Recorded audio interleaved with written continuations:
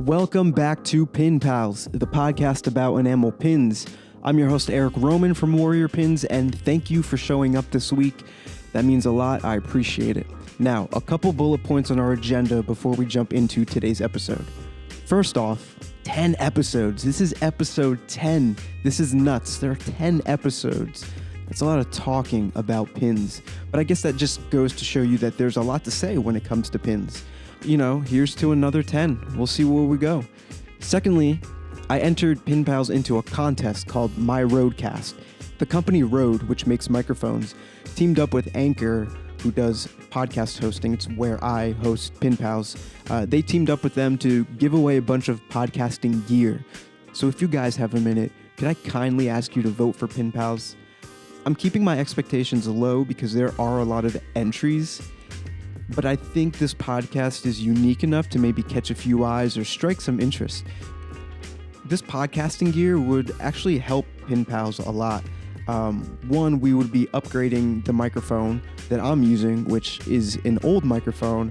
I think when I was like 16 or 17. It still works, it does the job, but the opportunity to have a mic dedicated for podcasting would be really cool. And one of the prizes is like a super pack. It comes with a bunch of mics and a recorder that's just dedicated to podcasting. It's got all these buttons, so I could kind of like insert clapping and kind of funny sound effects and things like that. It would be really cool to, maybe record at pin events or, set up some time at a coffee shop and meet up with a fellow pin maker somewhere on the East Coast, or bring the show out on the West Coast. There's so many possibilities, and I would love to explore all these things. Any prize or recognition or whatever that comes from this contest will be greatly appreciated, regardless of what comes out of it. I just wanted to share with you guys how I would be using the podcast gear and just kind of like some visions and some thoughts I have about the podcast. Lastly, I just need to give a quick shout out to our new supporter, Pin My Ride. Thank you for choosing to support Pin Pals on a monthly basis. That means a lot, and I really appreciate you. Thank you, thank you, thank you. All right, so today's episode features a conversation with Mike from Good Dope Supply Co. Good Dope makes rap and hip-hop pins and patches. They're really cool. They're actually one of the first in the pin game to make these hip-hop pin heads and hip-hop head pins. It was cool talking with someone who's been in the pin game for a while, so definitely be prepared to take down some notes. Mike drops a lot of knowledge, advice, wisdom. He really brings it in this episode. So without further ado, here's my conversation with my pin pal, Good Dope Supply Co. Welcome to Pin Pals, Mike. How's it going? Thank you.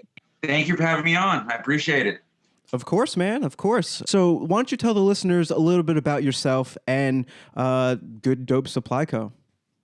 Yeah. So my name is Mike, and I run Good Dope, Good Dope Supply Co. Or if you just put in Good Dope in Instagram, and I sell hip hop enamel pins or hip hop culture related enamel pins. So everything from rappers to, because to me, hip hop is everything now, right? Everything is hip hop influenced in my mind too. From a Pepsi commercial to the NBA to actual rap and stuff like that. Everything has that very influenced by hip hop now, right? So that was great for my brand because my brand is mostly kind of more of a 90s nostalgic. I was kind of on that 90s thing a little while ago, and then unfortunately cycled back in, so it worked out well. That's just because when I grew up, when I was really listening to rap, or my coming of age was that golden era of rap music kind of thing, so, but it resonated well with people. So, because there's that huge new age where the kids are now the adults, right? And a 50-year-old could cruise down the street bumping "Fuck the Police" now, that wasn't the case 30 years ago. No, so, yeah. The game has changed. For sure. Yeah, so it's kind of cool now, like a 20-year-old or 40-year-old can have a conversation about music, the arts now, and it's not some, uppity stuff now where the 40-year-old doesn't believe the 20-year-old. It's like everybody can contribute now. So I think that's a really cool thing. It always goes full cycle with this kind of stuff, with always just a new appreciation and a new twist onto things. So it's cool that you're keeping that alive through pins.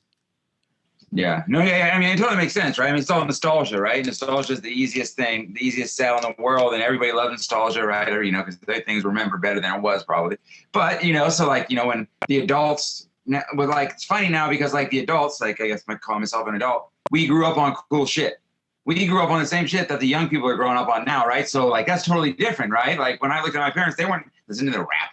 Or, they had like their dorky, they were doing parent stuff, right? Like now, like the parents are like just as hip as the kids, which just creates a very odd thing. But yeah, it's cool. And it was cool. I was able to transcribe, bring it through pins, bring this, kind of this whole idea through pins and stuff. So, dude, I love it. Yeah, I love your pins. 4 years now, I think. 4 or 5 years now. 2016, 15, I started. So, game's definitely changed a lot. In the beginning there's only a few of us, and now there's a lot of us. There's like one around the block. Every block, there's a pin maker. Yeah. I mean, there's room at the table for everyone to eat. I think it's really cool how everyone's, getting into their niche and getting like super specific and like hitting a fandom. Exactly. I think people are figuring that out, that they have to do that, right? Because if you try to make everybody happy, you make nobody happy, right? And just being so generalized doesn't work.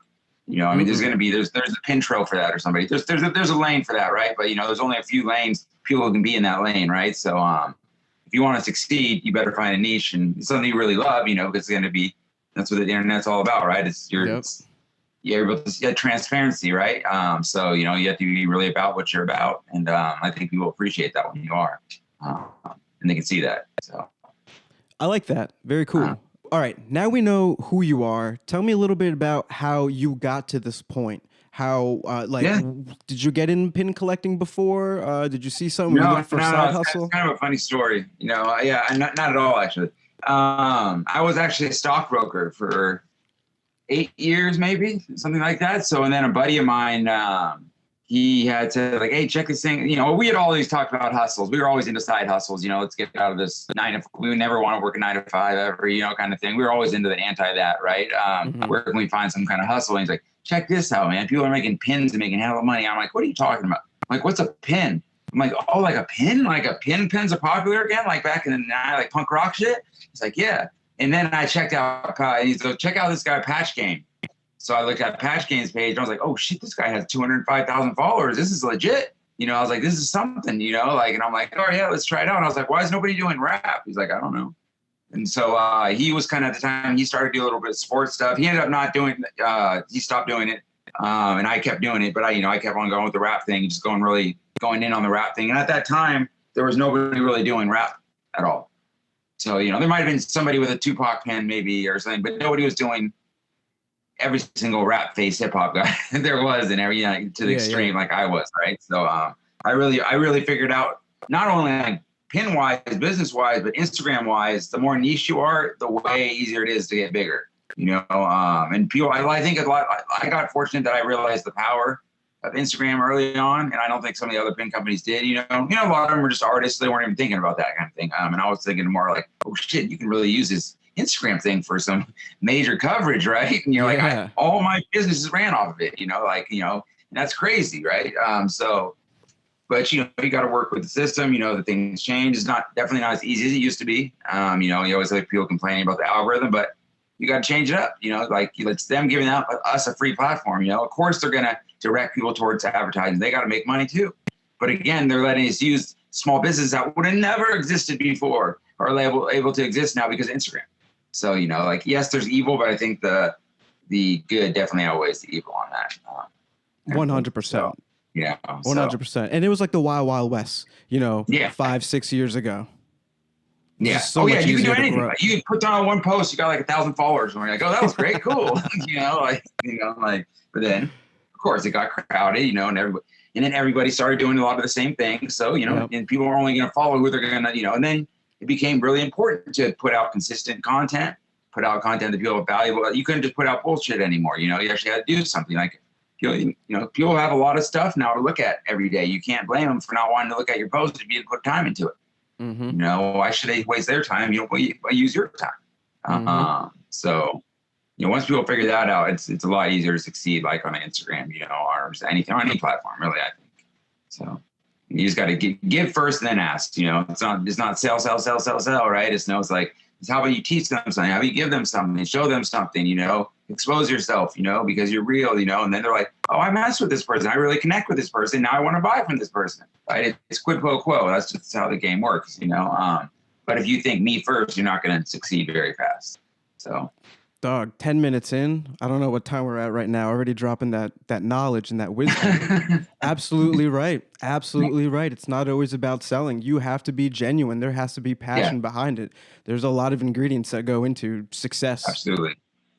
And and especially nowadays with the internet. I always say that Instagram can either give you exposure or you can get exposed. Right. So those are the two things, right? So if you're real and everything, it's the greatest platform you've ever seen. If you're a fake, if you're a racist, you're going to get exposed. Good. Like I'm happy about that.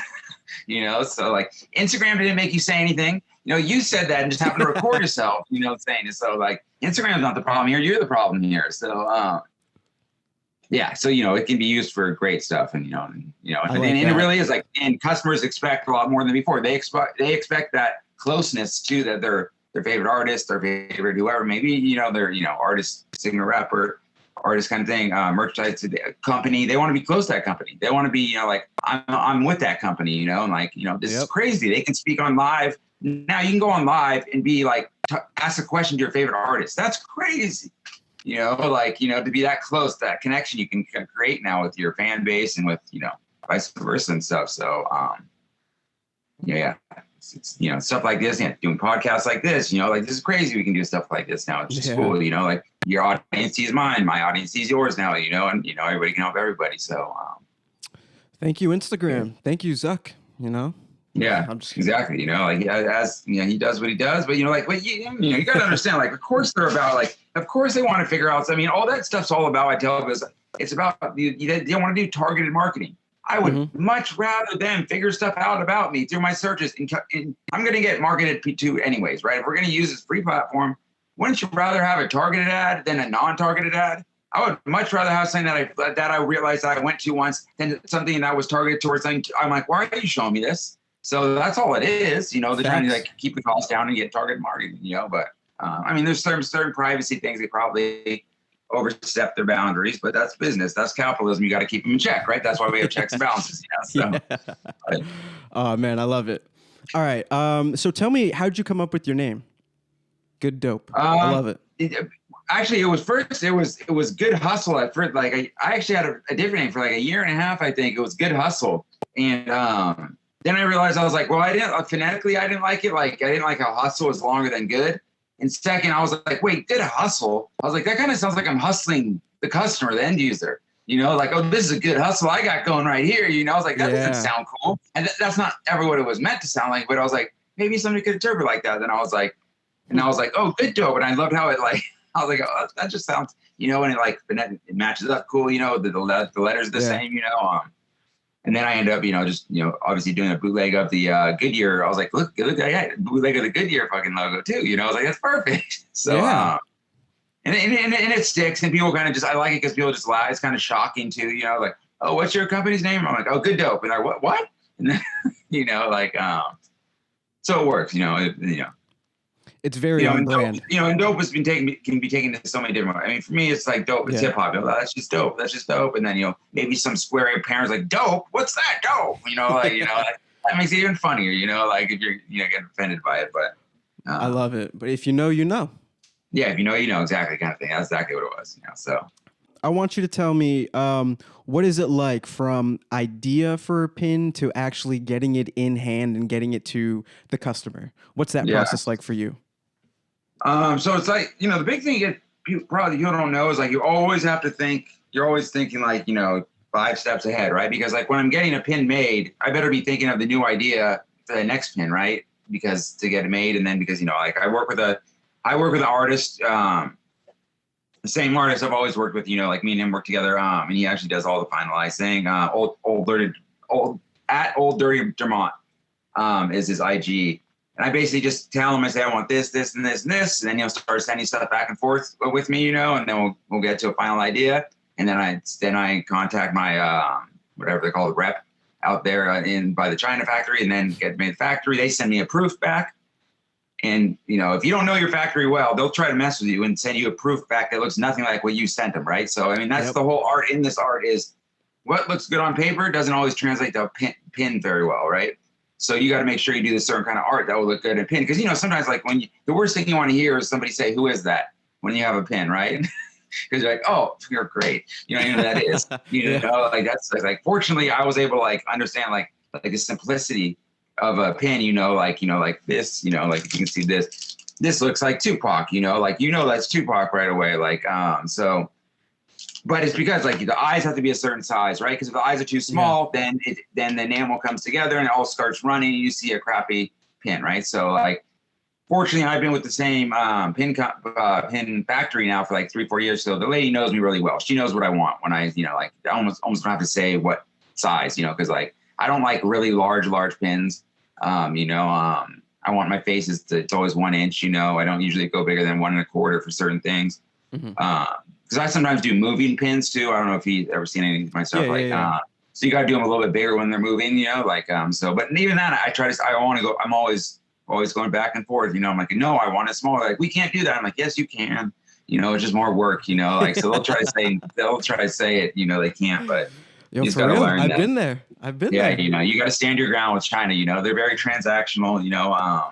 That's how they do business. So it is what it is. You're like, so. I tell everyone, you just got to be very thorough with all your emails and your conversations. Make sure there's nothing left to question. Because they will. You leave this little thing out, they'll say, "No, look, you said that." I'm like, "Oh my, are you kidding me?" Yep. I did not mean that. But luckily it doesn't happen anymore. But like that happened so much. Back in the day. Like finally had to realize. I'm like, but now she knows. She knows the Pantone colors I like. So like for her skin color and things like that. Like I don't have to say. Even some. She'll send me back a proof. It's perfect. Because she knows I'll send it back if she sends me a proof that's not cool. I'm not going to just say like, okay, start making them. That looks nothing like you gave me, but and I'm sure people do that because they don't know any better. They're probably like, oh man, this factory's only can do this. They can do it. They're just being lazy a lot of times, or just trying to rush. You just got to stay on it. Yeah, they're all about business. They're just trying to turn a profit, just like you are. They're just about transactional business too, not about relationship business. They don't care. They're just like, I want that next piece. It has to be a new person. It has to be a new person. Just get that new person, But they don't realize like, hey, relationship business works a lot better, guys. But is what it is, I mean, they get good prices, so I can't complain. Cool, man. Tell me, how have you adjusted your business during the pandemic? It's been hard because I was very lucky, like in a sense, I had a lot of wholesale accounts. So I worked a lot off wholesaling, which is in B2B is a lot better, right? Because in a sense, you can, how much a store orders each month usually, right? They stay about the same amount, right? But retail customers can be anywhere and everywhere, right? And who knows how far your Instagram reach went this today, right? And who it reached this time. So that's totally kind of up in the air a lot of times, right? That you can control more off of just like, you just got to keep releasing new stuff over and over and over and over. If you don't stay releasing stuff, people forget about you in a second, right? That's probably the hardest part about this merchandise game is like, yes, it's cool that overhead isn't that big on like a single pin or something like that, but you have to keep doing it every month. Like not only like just the money, just like the ideas, like 6 or 7 new ideas a month is a lot to come up with a pin, pins and stuff like that, like that's, so, but it's all about just, staying. And then, cause I also keep, back inventory of my old stuff too. I know some people like what they'll do is they'll like, limited edition, but what's the difference between limited edition and minimum order? Right, that's the old joke, right? They order 100 and then they're done with that, But I've always been like, if the pin works, keep going with it, unless you have those special one-offs. That sometimes I think that's a cool idea, Then you can have your special one-offs, like, oh, this is a special one time. We're only gonna do 100 of them. They're gonna be numbered, but like, I don't know how much. Like, if I like, like my Doom pin or my Tupac pin, if I would have done only 100 of those, oh my gosh, I would have left so much money on the table, Like those are my. Like it's like, and so many people wouldn't be able to get it, and so many people like it, so that sucks. They wouldn't be able to get it, I hope I create a quality product, and I want to get it to as many hands as possible. So I mean, it's just it's usually about like a 4 or 5 week process, I would say altogether, from start to finish. Again, depends. Sometimes China is busy or after or before Chinese New Year is always a crazy time because, it's backed up, right? And then backed up in the front and the back. And So, but it's not bad. I mean, it used to be even better though. Before Trump, it used to be better because before somehow China was able to get in one day, or when they said she'd send me a tracking number, show up in the morning at 9:30 in the morning. I'm like, how do you guys do that? I'm like, how do you get from China to here in a matter of whatever how many hours? That's crazy, you know. Like that's like impossible. But now they have to. I think there's some kind of like custom laws or something's out there now, so they have to actually go. I think instead of sending it from the factory, they send it from like the FedEx offices. The U.S. ran FedEx office out there, so they check it first and then send it out, right? So which now it takes like 4 or 5 days or something like that. So it's a little bit longer. Yeah, but it wasn't so nice before because I was like, I know they're going to be here tomorrow morning, you know, like, but again, I can't complain. It's still not that bad. Could be worse. So that's good. A lot, you know, I'm not doing like the wholesale thing, so I understand the hustle behind constantly releasing new pins, and it does get very tiring. So you know, when you especially when you're a one man show, just trying to get everything done, crossing the T's and dotting the I's and all that stuff, like it's a lot. So respect for you for being able to like have kind of like two sources of revenue with that. That's very cool. Yeah, exactly. Yeah, because you know your old stuff like. You couldn't really, if you didn't have the wholesale accounts, it would be really hard to keep backstock at all times. So obviously backstock sells a lot slower than your new stuff. Your new stuff releases, bam, you get that huge, you know, influx of, you know, buys from the retail customer when you lease it, right? But then it slowly starts trickling, you know. But if you have a retail store that carries it, they might keep ordering that pin every month because they know it sells well, right? So it's just about consistency and. You know, and if you want to stay consistent, if you want people to see your posts on Instagram, you have to stay consistent. An easy way to send a post out is to send out something new you made. That's what people like to see the most, right? You know, like they don't want to see the same thing over and over, you know? So, but again, that's hard is to have a new pin every day or something like that, you know? It's tough, but you know, at the end, it's pretty fulfilling. It's fulfilling. And at the end of the day, I make pins for a living. I mean, I can't really complain. You know, like the worst is the best, right? So exactly. It's just stuff you have to learn. You know, just different stuff you have to learn. You know, and get down. And I mean, sure, there's a lot of stuff that people think is easier than it is, but then again, you know, who cares? I mean, it is all in all pretty easy. You know, a lot of work, but you know, it's a lot of work, but it's doing a lot it of for work, as long as but we it's have. doable. You know, like it's very doable. You know, I'm like. I tell them anybody could do it, you know, like I could, you know, like it's a lot easier now too. Like when I first started, it was difficult because nobody would give up where do you get your pins made? Nobody say anything, you know, and you're, come on, you know, like, you know, and then now I tell everybody, you know, if they want to, I'll give them the, cause I hated that when people would do like, why, what are you scared? You know, like, I'm not going to do what you're doing, you know? So like, but that's, you know, how it all started, but it was very like inclusive before. And you just couldn't get information out of people. Like, how do you do anything, you know? So you just kind of had to trip and fall and figure it out. So I went 3 or 4 factories I went through probably, I imagine. Okay. So to finally get to the one I've been with now for a really long time. But yeah. Damn, what a journey. What a journey so far. So you're making a lot of pins yourself too? Or is your focus pins or the podcast and the pins? And because you have the Warriors pin. Yeah. So the Warrior pin started 5 years ago at this point. Yeah. Doing a lot of like cool Ninja Turtle mashups and ideas and stuff like that. I remember you from a long time ago. Yeah, definitely. A couple years into it, I had the idea of like starting a podcast about pins. I didn't see anything like out there about pins. So I'm like, all right, cool. Let me start the world's first podcast all about pins. And just, I'm kind of a perfectionist, or at least I was like a couple years ago, just trying to like perfect everything before actually stepping in front of the mic, and that held me back, you know.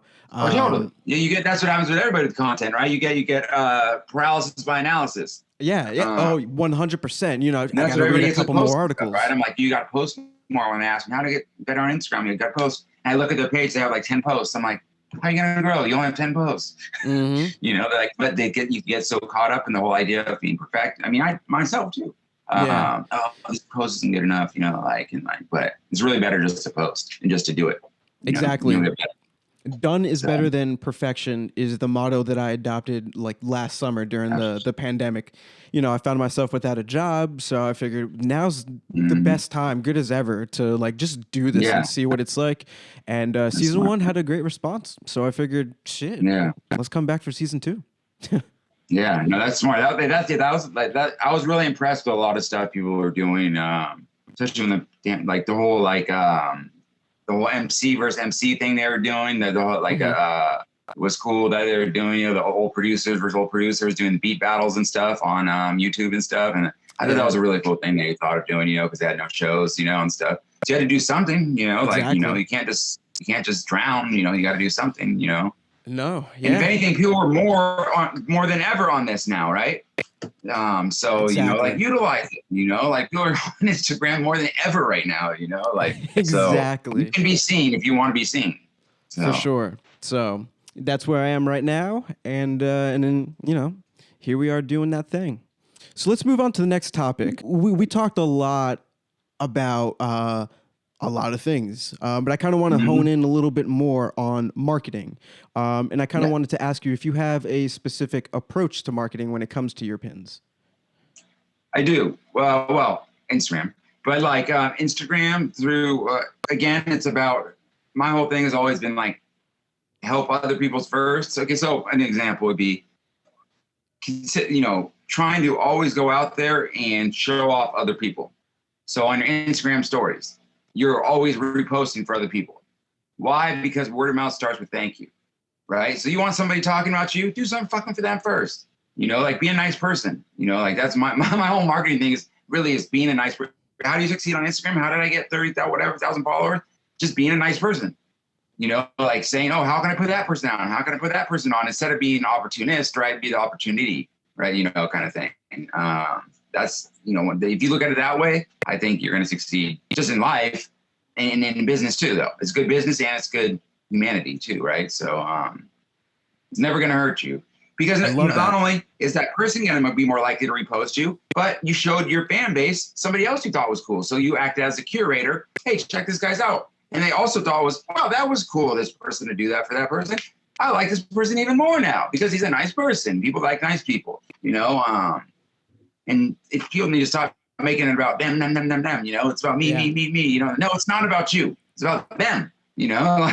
You know, like it's about other people, you know. So that's my approach. It's, you know, like empathy, you know, just trying to put other people on, you know, like, and that works. I love that. It does work. So, that's a great approach. I really respect that, man. Very cool. Very important. You don't see a lot of that going around. No, you don't. And that's why it works so well. Yeah. You know, like that's why I've always succeeded so well. I'm like, how have you guys not caught on yet? You know, like. It's not a secret. This is it. It's not a secret. You know, I'm like, just be nice, you know, like just be a kind person, you know, like just try to help other people, you know, and, you know, you'll get help. You know, don't worry, you know, come around. It comes back around, you know, so. Yep, exactly. Yeah, so that's my main approach to marketing, yeah. Cool, I dig that. Tell me about the e-commerce platform that you're deciding to sell your pins on. Shopify, Big Cartel? Shopify, so yeah, I totally recommend Shopify. I used to use, when I first started, like I think everybody, I used Big Cartel because it was free. But it was stupid because it's free up to five products, I think it was. And then after that, it becomes like the same price as Shopify. But then I was like stuck in it because I was like 50 pins deep. And I'm like, I don't want to move platforms. This is going to take forever.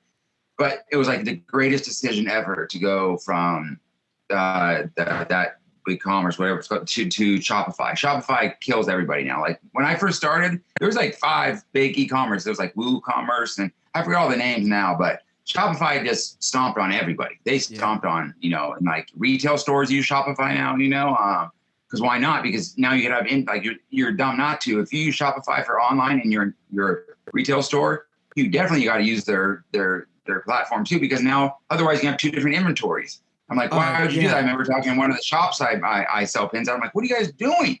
You know, and they're like, oh, you can have Shopify for this. I'm like, yeah, you can. They're like, oh, yeah. And they did it. I'm like, this is great. I'm like, of course. How were you keeping inventory before? That must have been impossible. But it's just great. I mean, I think of it as like the iPhone because like they have apps and stuff. Like Using another one is like using like a burner phone, and using Shopify is like using an iPhone to me, like that's the difference in technology between the two, and in a sense they do, and they actually do have apps and stuff on the Shopify. I know the other ones have a few apps, but Shopify you can do so much with, like I don't utilize it to like the extent.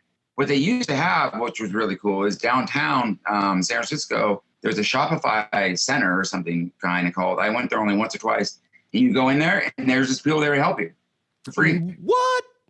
Yeah, and they'll make your site better for you. They'll do anything for you, all for free.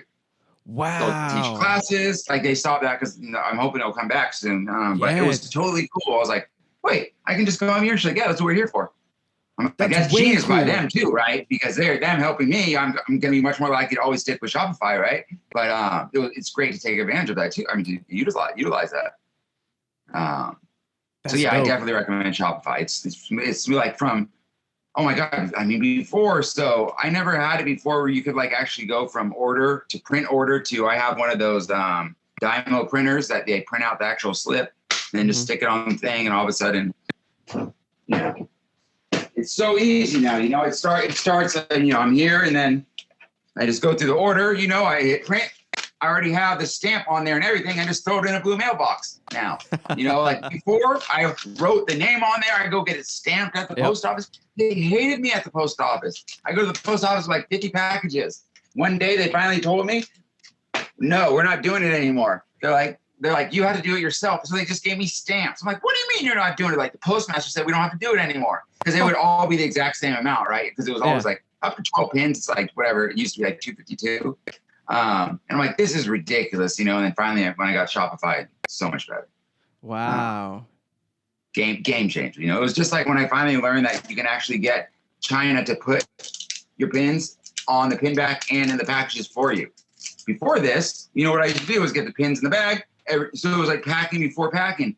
Man, your hands hurt, and like inventory's all messed up, because they fall up. Now I get them like this, and I'm like, this is so nice. And it costs the exact same amount that it cost me to do it. Minus they do the labor now.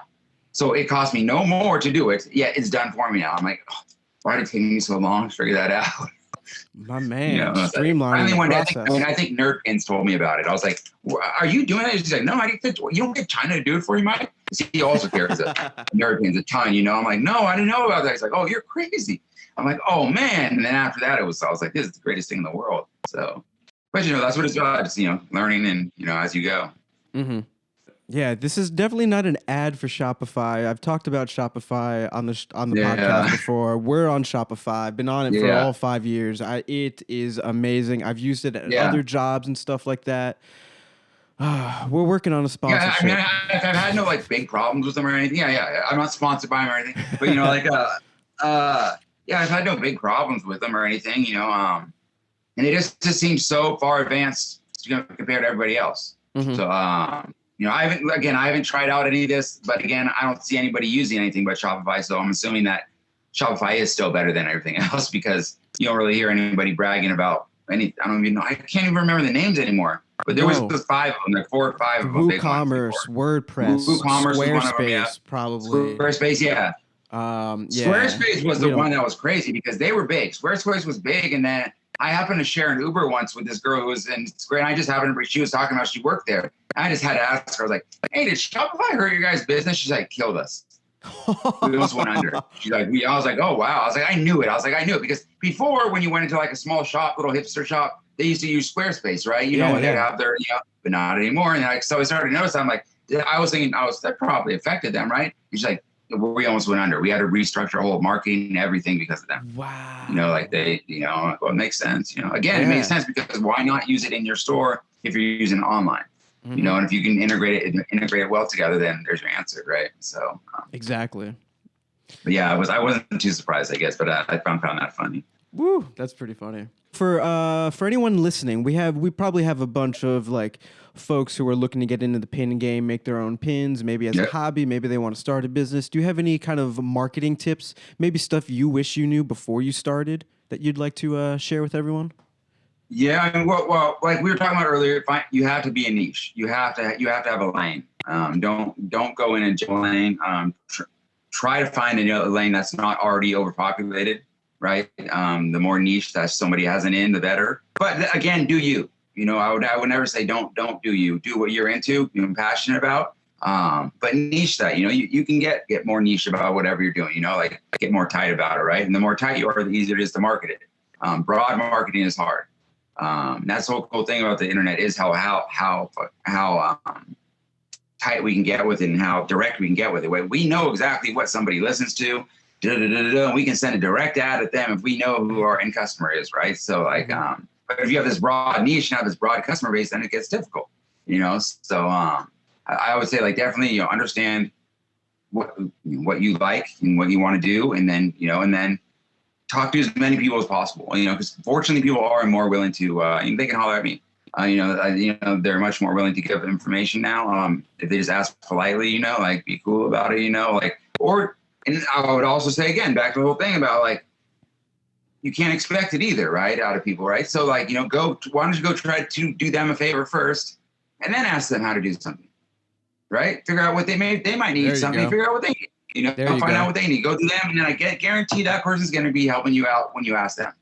You know, but if you go big and bothering somebody, then maybe they will get bugged by it. You know, like why you're always just asking me stuff. You know, you're always just asking for a favor, right? You know, so like, you don't want to be that person, you know, but like you ask in a polite way. If you try to come in a way where, wait, maybe I can help this person first, and then you get help back. Because it's a lot easier when you can avoid pitfalls that other people have, you know, fallen. So I definitely reach out to as many people as you can.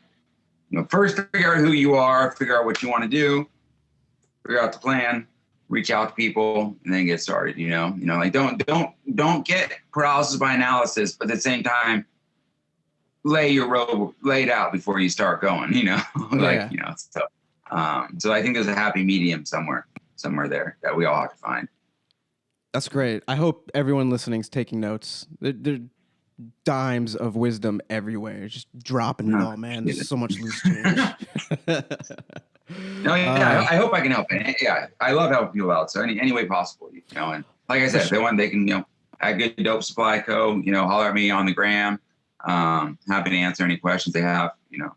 That's what's up. Yeah, definitely holler at them. So let's head to like the last section of our interview. This is going to be the Q&A rapid fire portion. I'm just going to kind of fire off questions at you. Some pin related, some pop culture related. All right, cool. So proudest accomplishment with Good Dope? The amount of pins I've sold, like I never thought I would get to like, I'm at like on Shopify, and this doesn't even count, like I'm at like 6,000 orders, which means I've sold like, I don't know, 30, 40. I never thought I would sell 30, 40,000 pins or whatever I've sold, you know. I'm sure more than that. That's a lot of pins, you know. So just I guess the scale I've been able to get it to and the ability that I've still been able to keep it going, I think is the accomplishment in itself. You know, and being able to, like, you know, I tripped up a few times, you know, like with learning stuff, you know, and was able to get back up, you know, so that was cool too, you know. So I think my ability, I guess my biggest accomplishment is my understanding of marketing, my better understanding of marketing now, and like the ability of the scale I was able to get to with Good Dope. So I hope I can scale it a lot larger, but, you know, even the scale I did, I think was, you know, pretty cool. Yeah, I like that. Very cool. Definitely something to be proud of. What's your most favorite pin that you've made? Probably be like one of the things is like just this Hennessy bottle. I just love it. Yeah, you can probably see it, but like it's so detailed. Where's my and like I just like the ones where I like pins a lot of times. Like I'm wearing a lot of pins right now, but like I know a lot of times people don't want to rock. They just want one little piece, right? Like one little like shiny piece, right? I like kind of pins like that too. You know, like you know, just as, you know, one little thing, or, you know, like this. The Doom mask is always a cool one too, right? This Chrome Doom, MF Doom mask I had forever, you know, like, so yeah, I like the little small, I tend to like the little smaller pins, like, you know, like the best selling pins. I mean, like this Tupac is probably like the best representative of what Good Dope started as, like the face wrapper pin thing, you know, like, and it's sold the most, or my Lauryn Hill one. I love that one. You know, that's, you know, I also think that one's really done well. Like nobody ever asked me, is that Tupac or is that Lauryn Hill? They know right away, right? My like not like as far as like wearing, but like my spinning turntable, which I'm sold out of right now, I thought that one was really cool. Nobody was doing shit like that at that time, and when they saw that, they're like, oh. like, and it worked perfect, right? Like it was easy, like a turntable that spins. That one's a little bit larger, but people love that one. But like, I like that one. Just it was cool. It was kind of innovative at the time. So yeah, I would say those, a couple of those like that. But yeah, it's mainly like the old, like the classic ones I like. I also like, I just started doing ones like these too. This was like, it's art's a little bit different, like it's a little cartoony kind of art. So like those are really popular. I thought those were pretty cool too. So those are cool. You always got to try something new because like there's a lot of like there's nobody doing face pins before, and then now everybody does all the face pins. So the competition is a little harder.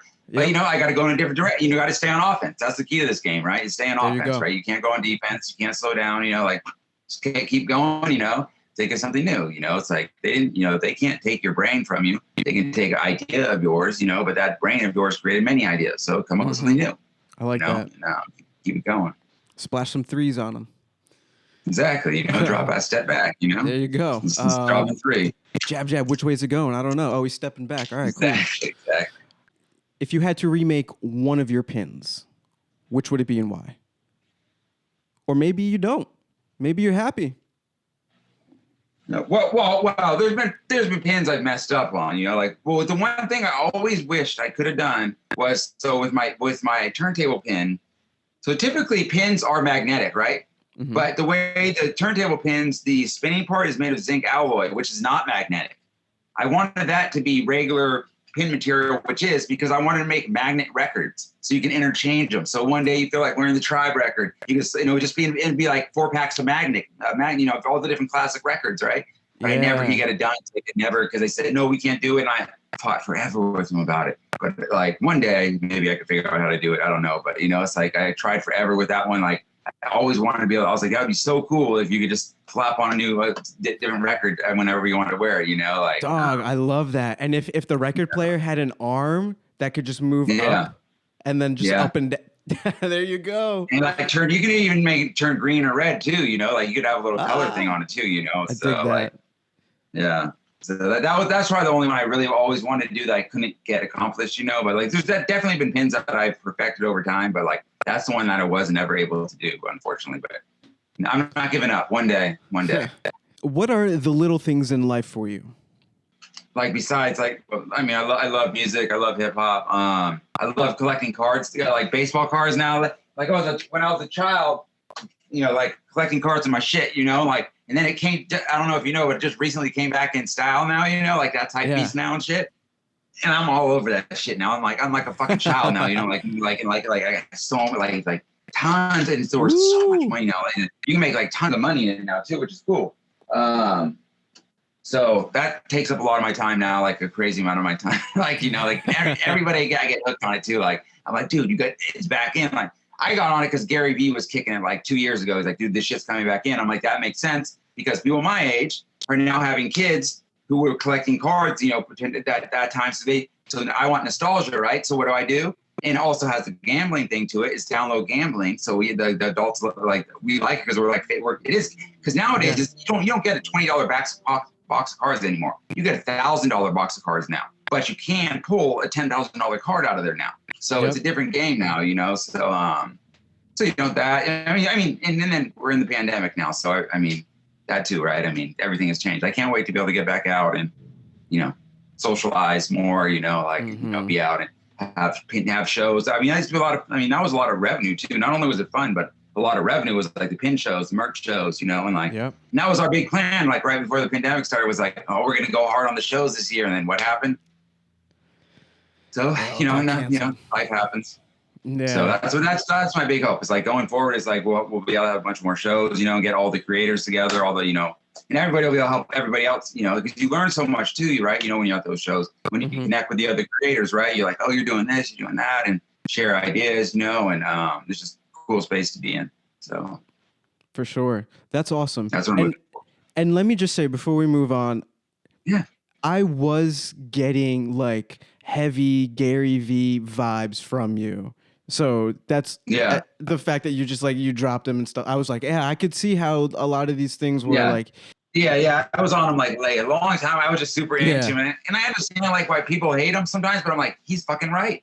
he's always been right now, like every single time. Mm-hmm. You know, like you can't deny him anymore. You know, like and it's there's no bullshit with him. That's what I love about it. Bullshit, you know, right and to it. And I can understand why people would think that at first because that is that typical person who's like that, right? The guy who sells you on how to sell, right? You know, like how many Facebook ads do you see about that, right? But he's not really like that, though. You know, that's the thing. Once you actually listen to him, right? Mm-hmm. And he has so much knowledge, like to kick, you know, like that. So he much. is all about that give, you know, first, you know. Cool. All right. So now the actual rapid fire portion. So first thing that come to your head, just bam. Soft enamel or hard enamel? Hard enamel. Dyed enamel pins or glow in the dark enamel pins? Dyed, because I've never done a glow in the dark, but glow in the dark is cool. I should try glow in the dark. But rubber backings or butterfly backings? Rubber backings now. I started with the metal ones, but they would hurt. You know what I mean? I stopped mainly because I had to do it myself before, because I was pinning it myself, right? It would hurt, you know, and I thought they'd break, you know, and like the best thing, actually, the answer to that is lockings. The metal locking backs is actually the answer to that. That's the creme de la creme, right? Like the ones, those are really nice. You know, like, but I use rubber backings right now. All right, cool. Favorite metal to make your pins on?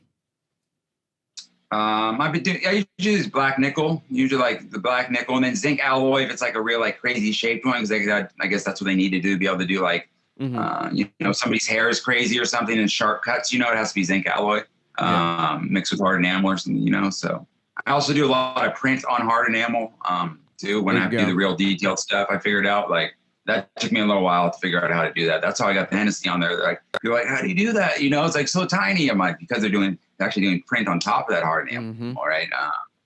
Hashtag pin game strong or pin game proper? Pin game proper, I guess. Yeah, pin game proper. I don't know. That's a hard one. That's pretty good. Good question, though. Hashtag pin addict or pin collector? Pin collector is probably going to get you farther in the hashtag reach, I would say. From a marketing perspective, that, you know, like I would say pin collector. But I like pin addict actually more. But I think pin collector would get you better results. You know, so from a marketing point, I would say that, but pin addict is funnier. So. Are you a pin trader or a pin hoarder? Pin hustler. Pin hustler. Dealer. All right. Yeah. I mean, like I collect pins. You know, I trade pins. You know, like, but like, like I said, because I wasn't even into pins before, but I'm definitely into collecting things. You know, like I always like collected records. I made beats and stuff. Like, you know, like I like collecting. I like art. You know, I like all that stuff. So, you know, like I guess hoarder. Then I would say hoarder. Right. I would say hoarder. Like when I like something, I like again. I have a million baseball cards, and like ever since I was young, I was always a collector. You know, like so definitely collector actually.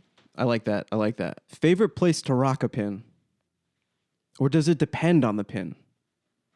Depends on the pin. Definitely depends on the pin. Definitely, because it's either going to be it's either going to be on my hat usually, or like on right here on my lapel, literally my lapel probably, or sometimes here too, like on the jacket thing. You know. Yeah. But, you know, but a lot of times I like it here. So like the Hennessy would go right here or something, you know, or somewhere on the hat. It can go real easily, I think. Then again, it depends on the size of the pin and everything too, right? Because you ever held a giant pin, they're funny. It looks funny. You know? You throw that on a backpack or something. Yeah. All right. Simpsons or Bob's Burgers? Simpsons. Marvel or DC? Marvel. Comics or video games?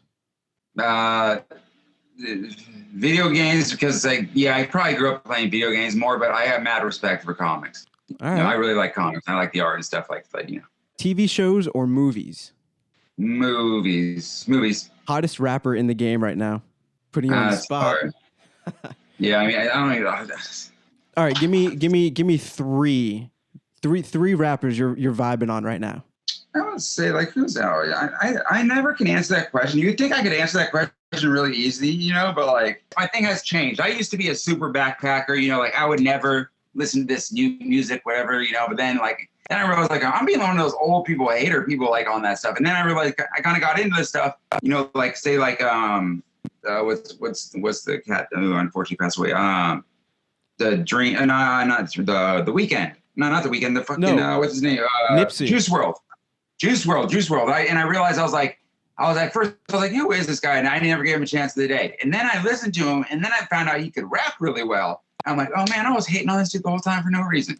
And he's actually really good. It's just like a different kind of hip hop. Like nobody can say like, oh, this is hip hop, this is hip hop. I'm like, and if that is the case for the old people saying like, why aren't we teaching them what we think is like, not everybody wants to listen to lyrics all the time anymore. Like I think there's like a time and a place for everything, like I love my Nas, I love my Illmatic album, but at the same time, I want to bump some Juice WRLD, or I want to bump some 21 Savage, like that more melodic, kind of beat driven kind of like mood music. I call that shit mood music, I like that. Puts you in a certain mood, like, but at a party, you don't want to listen to some crazy lyrical stuff. You were like, what the hell's that? Yeah. Like, so I think there's a time and place for everything.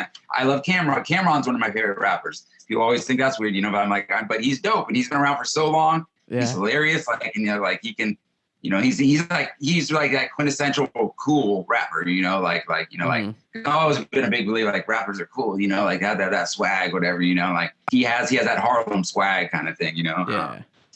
Respect. All right. Cool. Favorite pizza topping? Shit, that's kind of hard. Sometimes I just like a classic cheese pizza, I'm not like a big fan of like a meat lover's pizza.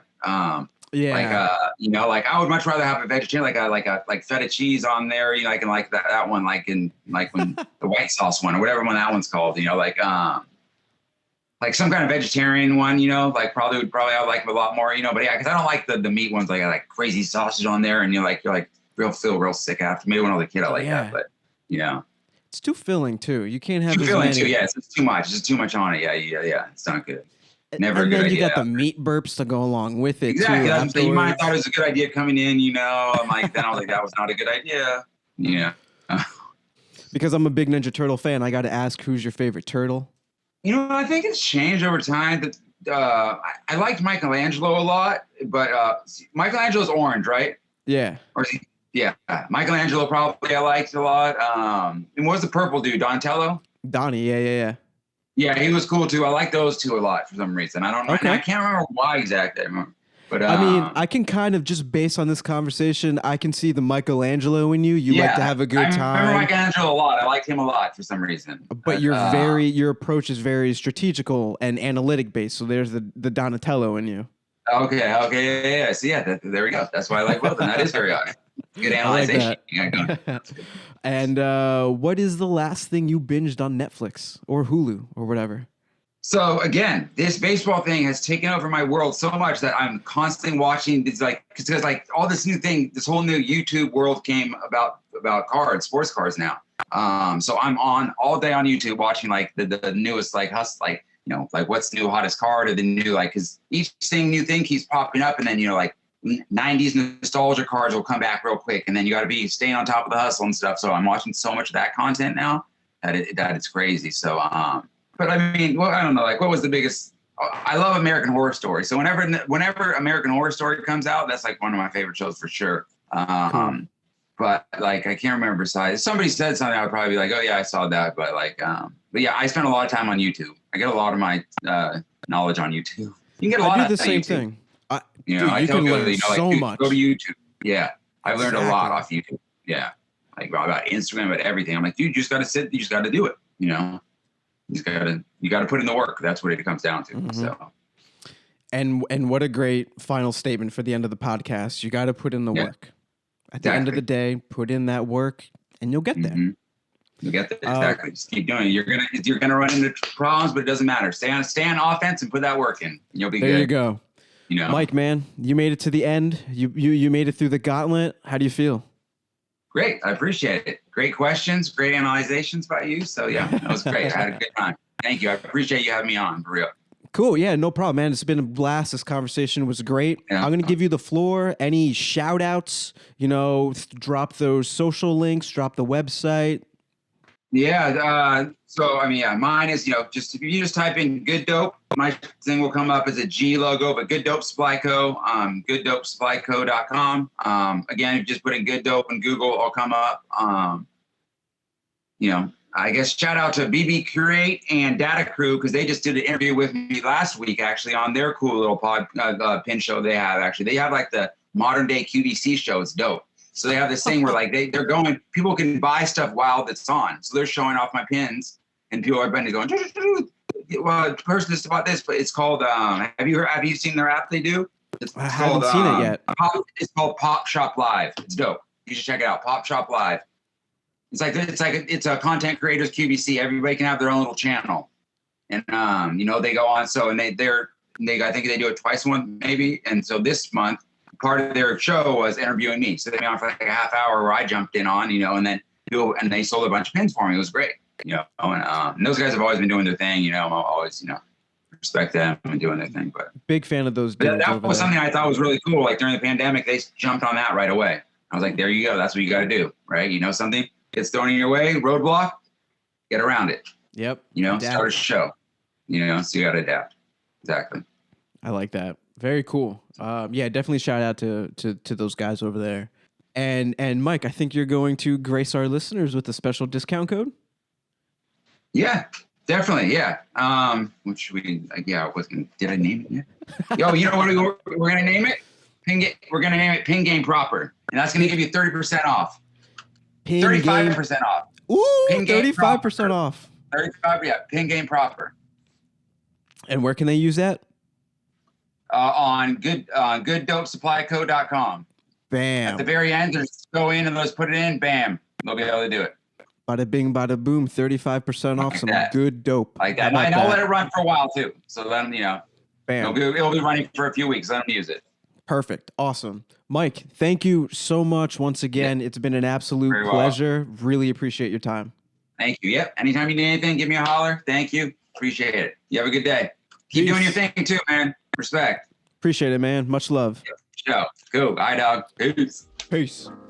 Thank you guys for tuning in. I hope you found some value or you were just simply entertained throughout this episode. If you ever see Mike out there at a pin show, definitely give him a holler. And if you like what he had to say in today's episode, definitely check out his shop and his Instagram page. All those links will be in the show notes. You can support the podcast by buying me a coffee. Buying me a coffee or joining one of our membership tiers helps the podcast in a huge way. Everything gets reinvested back in the podcast, which is a huge help, but you also get some benefits. You guys will get shout outs on the podcast, access to Instagram's close friend feature, in which, I'll throw up exclusive polls. I'll let you know who the guest is before the general public knows who it is. You'll get discounts and a lot of fun things. We're working on building it out, but I think it's at a good place right now. So if, that's something that tickles your fancy, whatever the saying is, feel free to check it out. That link will also be in the show notes. Don't forget to follow, subscribe, rate, review, like, and comment wherever you're listening to this. All those things help tremendously, and I appreciate all of it. Thank you so much. I think that about wraps it up. Just kind of wanted to keep the outro short, let you guys get back to doing whatever you were doing. I've been your host, Eric. It's always been a pleasure. Thank you for joining me. I'll see you next week, and remember, it's the little things in life. Peace.